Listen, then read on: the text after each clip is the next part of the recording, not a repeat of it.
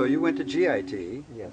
And studied guitar. And my favorite question to ask is, because I hear it so often, including myself, walking up those old stairs to the old building. What was the feeling? What was going on inside of you when you were in Hollywood and far from home? How was that for you? That was a great time when you just leave the house and fly the coop. Mm-hmm. And get that feeling of freedom, of course, and independence.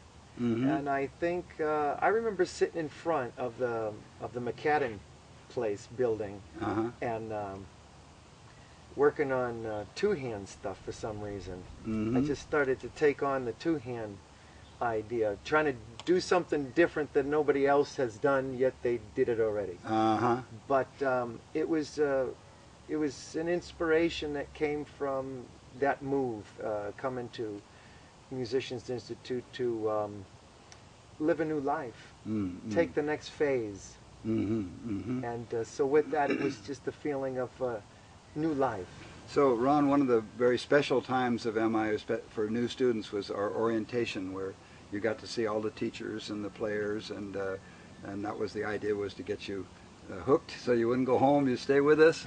And of course the great one, Howard Roberts, who is the founder of the curriculum of the school, got up and spoke at your orientation, and you had said something to me that was really moving. Could you share that with the folks about that experience you had with Howard while he was talking? Yeah, Howard was up there. It was a number of years ago. I don't remember the words. I do remember the feeling and the experience, which I carry with me, and I didn't know I'd be able to actually share it with you. How many years later, Pat, now that you're outreaching to the alumni community? And I want to thank you for me being able to share something special about Howard. But he did capture the audience's attention. But me in particular, I had a personal experience with this, and he looked across the room as he was speaking from left to right. As he caught my eye, I felt that I had an eye-to-eye contact with him. But it was an experience that was very rare and unique. And I don't know if you've had any experiences with Howard Robert on the side in a personal way, but I was able to receive this man very personally. I had such an inspirational rushing of joy that came to me as light, and it was like a stream of consciousness from his eyes to mine, and my consciousness was filled with light. And so I haven't had many of those experiences, but anyone who's had something like that can understand that it's a very special, private moment that we don't share normally with the public.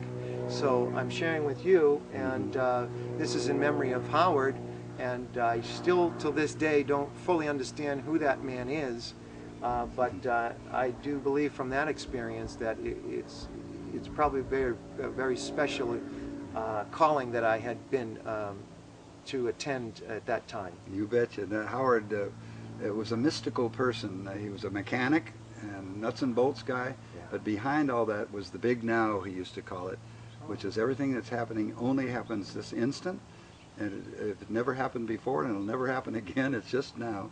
And so you experienced that, and I've had that experience with him, watching him play and having him look over his sunglasses like this at Dante's stage and look right in my eye, and I go, ooh, wow, something special. So I thought we would share that with the folks, a little different aspect. And how did you feel being a newcomer in there? I mean, you're probably surrounded by, what year were you, 89. 89. Well, okay, you were right at the peak of MI's success right in there, and so you must have had some great players, students around you that helped influence you and inspire you, I assume. Yeah. Who of those, either students that became instructors later or instructors, who would you say had the most influence on you?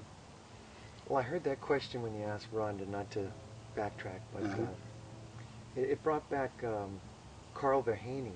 Carl Verhaney. Because I just recently saw him, at a benefit in California last year. Gosh. It was a Christmas special. Ah. And when I saw him performing, it was a small little gathering of souls that were out there doing something good for the community. Yeah. Carl was there. Carl Verheyen, yes. I mean, there's a name out of the past. I remember Carl, and I haven't heard that name in all these years. That's how it was with myself. And now just hearing you ask her, Rhonda, that question. Carl had such a style, it was unique, I believe, to himself.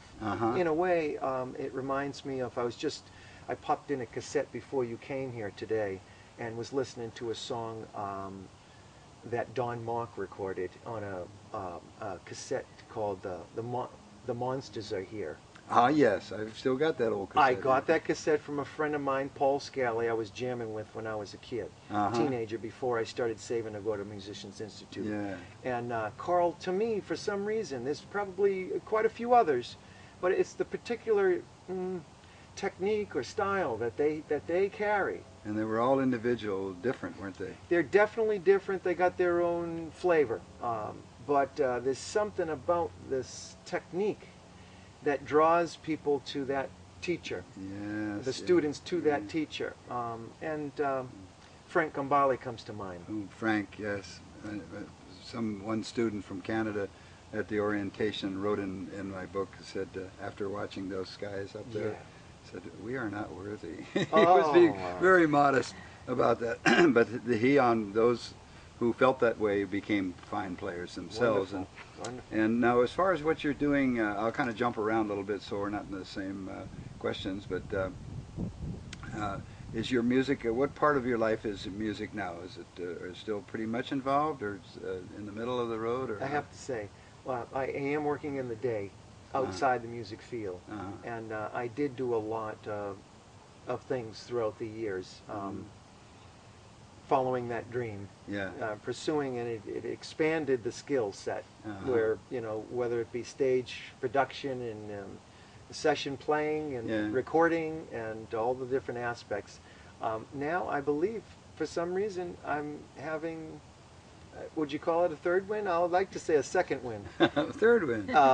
You know, depends on how you see yourself, but right now I am working in the day, but I'm coming home and I'm writing, so there's a new album coming out, and I'm just focusing on writing, singing, and playing guitar, and I would like to have Rhonda participate in possibly an unplugged version, just to do it for the pure love of the acoustic playing. You know, coming back from the original reason why we, as maybe guitarists and even drummers, started to play is because of that vibratory sound, the tonality of just the basic feeling, you know, and it can bang on a drum inside your mother's pantry, which was the old pots and pans that got us started. You bet. But so we're there, and so you were probably born with that. I mean, musicians are the gift, the love of music, and you don't have to be on the road 24 hours. For most people, most musicians are a little tired of that after a while. But just the fact that you've had the love, and it was inspired by the school, helped to build it and hold it, get it deep inside, especially with a lot of potential, a lot of information and technique that could, if you decide to apply it to playing now, whether you're just in your living room playing along or with a band. So it's always there. It's always there. It never goes. So the human side of all this, working, learning how to play and studying and all that, but still there was a side to the school that really inspired you, really got you up and running, and you must have had influences like that. Not just the instructors, but just the environment there. How did what was, you think, one of the most exciting aspects of your studies there, and not just influence, but just something that just got your motor going? Trying to put a finger on it, because my response is right in the middle of that. When you're talking about learning the mechanics to playing, the components of your craft, everyone's got their own level of discipline. And I got to say, I was in the cave for a bunch of years before I went to Musicians Institute, even though I went when I was young. And the teachers that were there, Danny Gilbert, and the performers that were performing in the industry at the time as well. For example? T.J. Helmrich came in at a certain time. He was an up-and-coming. There's different levels of performers and players, yeah, and people who were teachers at the time, but I think visiting faculties. Again, for example? Well, all levels. So Joe Diorio had a major impact before I went to the school. I didn't get to spend a lot of time with him when I was there. I believe I was on a different caliber, but Don Mark comes to mind again. A lot of these heavy hitters, Tommy Tedesco, he had special lectures that he would be able to offer to us, as well as Joe Diorio, where Joe offered like a right brain seminar. That's the creative side. Yeah. So even though they were dealing with the components to the craft, there was an element of the school that it transcends names. So more so my interest or my memories always gravitate towards the inner lessons rather than the outer lessons. And I think that's what drew me to Musicians Institute rather than going to Berkeley. When I lived in Boston, and Rhonda and as well could have gone to Berkeley. We both chose to, for some reason, go out and experience the world and take our first steps with Musicians Institute. Yeah, Berkeley was the kind of the grandfather of schools like ours. We just took it a step farther with just pure vocational training. And people ask, well, what big star came out of your school? And I said, well, you know, it wasn't that kind of a school. It was a vocational school. And as Howard had in mind, giving you the tools of the trade to make a living, whether it's teaching, playing, backing a singer, sight reading in a studio, playing country music, playing a little classical. All those things added to your repertoire as an entrepreneur. So you could go out and have clients of all these different styles, different aspects of music, and that was really the focus of the school. That's why it's called Institute of Technology. And I had if I may take a second here, when I started the school and I just wrote a letter, there was no building, there was no facilities, there was no teachers, there was no curriculum, there was no money, there was not, just, oh, okay, let's just do it. Inspiration. Yeah, and just, I just would write, I wrote this sales letter to, and one kid wrote back and said, the Guitar Institute of Technology. He says, God, that's an awful name for a school. He said, that's not what it should be, but where do I sign up? You know. And another one said, and I got to repeat this one, another one sent me, he said, sign me up before I spend my money on something foolish like food. So that's kind of, that was kind of it. So, well, all right, and you had some great visiting faculty that came in for the day and drifted in, drifted out, but like, eye-opener, people like that. Could you name a couple of those? Could you remember who they were, the ones that you... There were some special performances. A lot of the hardcore players at the time was Steve Vai, when he was performing with David Lee Roth and things like that. Now, I didn't get to see him, but Peter Frampton came through. I was able to meet him, and I kind of had a feeling for him as a songwriter. And Steve Morse as a player came in at the time that I think he racked up maybe 7 years or 4 years in a row of best guitarist in the world, or whatever it may have been at the time. And at the time. You know, speaking to Steve, I just want to share, and I hope that's okay to share that type of information, but speaking to him as a down-to-earth man, soul to soul, he was a country boy and basically just enjoying his time off flying planes at the time. So, you know, getting to meet the people. It was more important to me, rather than the shining spotlight of the momentary person. That's right. And so anyhow, Ron, bless your heart. Thank you. Thank you. What a guy. A beautiful story. I appreciate it so much. And but before we go, I'd like to turn back to Rhonda. She, I feel, has something additional to share with us. Would you do that? Sure. I wanted to mention, because I went to MI, that I was able to travel abroad to play as well. And because I met somebody when I was at MI, and they called me up. They knew of a band that needed a drummer, so I got to live in New Zealand for 3 months. Oh my gosh! Travel around New Zealand, so that wouldn't never have happened if it wasn't for MI. Mm-hmm. I also was in about 20 different bands when I lived in LA. I stayed in LA for about 7 years, and and I did make a living doing it. I was top 40 bands mostly, and that kind of thing. And then my brother also made a living.